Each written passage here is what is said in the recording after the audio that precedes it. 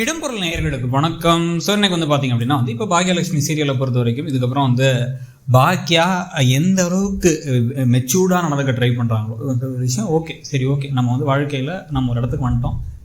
நம்ம ஒருத்தரை நம்பி பிழைக்கிற மாதிரி, அவர் என்ன திட்டினாலும் வாங்கிக்கிற மாதிரி உலகமே தெரியாமல் இருந்ததுலேருந்து இன்றைக்கி வளர்ந்து ஒரு மசாலா பொடி பிஸ்னஸ் ஆரம்பித்து கொஞ்சம் கொஞ்சமாக பெருசாகி இப்போ ஒரு மினிஸ்டரை வச்சு ரெஸ்டாரண்ட் ஓப்பன் பண்ண வச்சு, ரெஸ்டாரண்ட்டுக்கு தனியாக பார்க்கிங் வச்சு இப்போ அதில் பணம் சம்பாதிக்கிற அளவுக்கு வளர்ந்துட்டோம். ஒரு ரெஸ்டாரண்ட் ஓனருங்க அப்படிங்கிறது அவங்களுக்கு தெரியுது. ஆனால் அதே சமயத்தில் கண்ணு முன்னாடி யோசிச்சு பார்த்தா 17-18 வயசில் ஒருத்தரை கல்யாணம் பண்ணி நம்பி நம்ம மேலே ஒரு நாள் கூட பாசமாக இல்லாமல் இருந்துட்டு இன்றைக்கி பார்த்தா இன்னொரு பிள்ளைக்கு அப்பா போகிறாங்கிறாரு. அதுவும் எப்போ நம்ம பிள்ளைக்கே இப்போ பேர் வைக்க போகிறோம், அது நம்ம பிள்ளையோட பிள்ளைக்கே பேத்திக்கே பேர் வைக்க போகும்போது இவர் ப்ரெக்னென்ட் ஆக்கிட்டேன் ஒரு பொண்ணுங்கிறத பெருமையாக இங்கே சொல்லிட்டு இல்லை வேறு சந்தோஷமாக சிரிச்சிட்டு பார்த்துட்டு என் பிஸ்னஸ் நல்லா போகுது அப்படின்னு ஆடிக்கிட்டு இருக்காரு. கொஞ்சம் கூட வெக்கமே இல்லாமல் அப்படின்னு சொல்லிட்டு தான் பாக்கியாவுக்கு கோபம் வருது. வெக்கங்கிறத விட குற்ற உணர்ச்சியே இல்லை பாருங்கள். அதாவது பாக்கியாவுடைய வாழ்க்கையை மொத்தமாக அழிச்சிட்டோங்கிறத பற்றி கொஞ்சம் கூட கவலையே இல்லை. சரி ஓகே, என்ன நினைக்கணும், எனக்கு பிடிச்ச பொண்ணோட நம்ம போயிட்டேன், பாக்கியா இனிமேல் நல்லா இரு பாக்கியான்னு சொல்லணும். அப்படி இல்லை, பாக்கியா நல்லா இருக்கக்கூடாதான், பாக்கியாவோட தொழில் நல்லா இருக்கக்கூடாதான், பாக்கியாவுடைய உறவுகள் எல்லாமே கெட்டு போகணுமா, மற்றவங்க சொந்த பிள்ளைங்க கூடவே அவங்க குடும்ப நெருங்கி பழகக்கூடாதாமா. இந்த மாதிரி அதே மாதிரி பழனிசாமி இவர் இன்னொரு பொண்ணை கல்யாணம் பண்ணி குழந்தைய பற்றி பாருங்க. பழனிசாமிகிட்ட பாக்கியா பேசினா என்ன லவ்வா பார்க்குறவங்கள என்ன நினைப்பாங்க, அசிங்கமா இல்லை அப்படின்னு பேசிட்டு போறாரு. இது எல்லாத்துக்கும் சேர்த்து வச்சு பாக்கியா எப்போ திருப்பி கொடுக்க போறாங்கிறதா முக்கியமான விஷயம். ஸோ எவ்வளோ மெச்சூர்டாக நடந்துக்க ட்ரை பண்ணாலும் மனசுக்குள்ள அந்த கோபம் ஆதங்கம் எல்லாமே இருக்க தான் செய்யும்.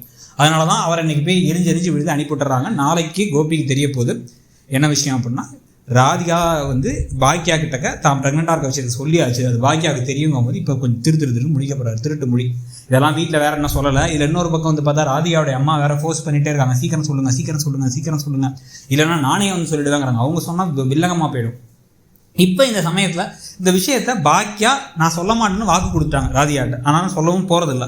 ஆனால் இப்போ திருப்பி ராதிகாவை மாதிரி தலை சுத்தலாக இருக்குது, மயக்க வர மாதிரி இருக்குது, அப்படி இப்படின்னு எதையாச்சும் பேசிகிட்டு இருந்தாங்க. அப்போ இதுக்கு மேலே ஒரு லைட்டாக சந்தேகம் வரக்கூடிய ஆள் யாருன்னு பார்த்தீங்கன்னா செல்வி இவங்க ஒரு வேளை ப்ரெக்னெண்ட்டாக இருக்காங்களான்னு தோணுது, ஏதோ ஒன்று தப்பாக இருக்குது அப்படின்னு சொல்லி அதை ஈஸ்வரி கிட்ட ஏற்றி விட, ஈஸ்வரிக்கு இது வரைக்கும் அப்படி தோணவே தோணாத ஈஸ்வரிக்கு ஷாக் ஆகி கூப்பிட்டு விசாரித்து கடைசியில் தன்னுடைய பையன் இப்போ தனக்கு ஒரு பேரனையோ பேத்தியோ பெற்று கொடுக்கறதுக்கான ஏற்பாடுகளை பண்ணிட்டாரு. நம்ம கொல்லு பேரனுக்கோ கொல்லு பேத்திக்கோ கேட்டபோது அப்படிங்கும்போது ஷாக் ஆக போகிறாங்க.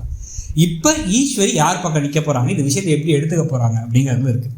ஏன்னா அந்த கல்யாணத்திலே விருப்பம் இல்லாமல் இருந்தாங்க. ஆனால் இப்போ ராதிகாவை மருமகளாக்கி ராதிகாவுக்காக ராதிகா நல்ல பரவாயில்ல நல்ல விவரமாக இருக்காதுன்னு பெருமைப்படுற அளவுக்கு ஆகிட்டாங்க. ஒரு தடவை பாக்கியா கிட்ட டேரெக்டாகவே சொல்லிட்டாங்க, ராதிகா என்ன இருந்தாலும் உன்னை விட பரவாயில்ல அப்படின்னு ஒரு தடவை சொல்லிட்டாங்க.